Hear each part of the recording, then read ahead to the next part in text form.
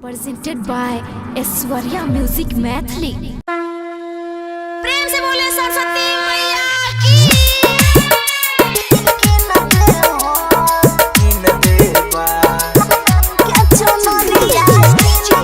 लाल बाबू अभी आप सुन रहे हैं उषा यादव और मोनू माइकल की आवाज।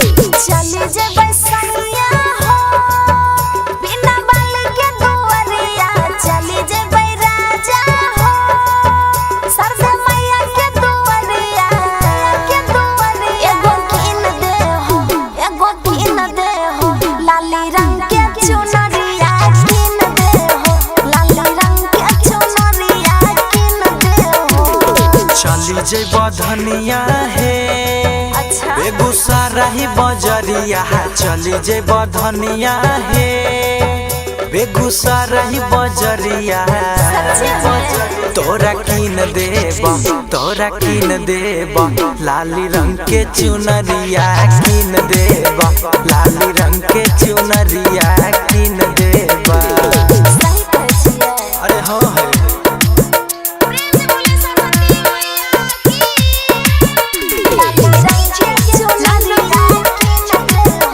लाली रंग के चुनरिया, कीन देब।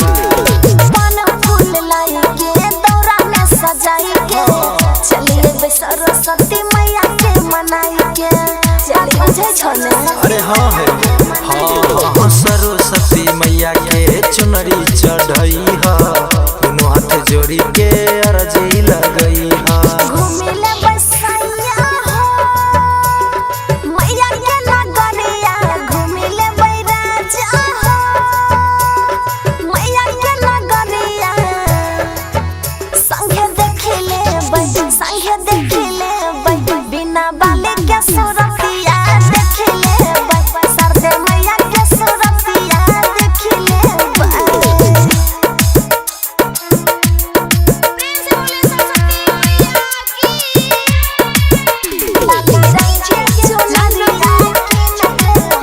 लाली रंग के चुनरिया, कीन देब। मैया लगे जइब जाके चुनरी चढ़इबै, धन दौलत खातिर अचरा फैलैबै, सुनै छियै ना।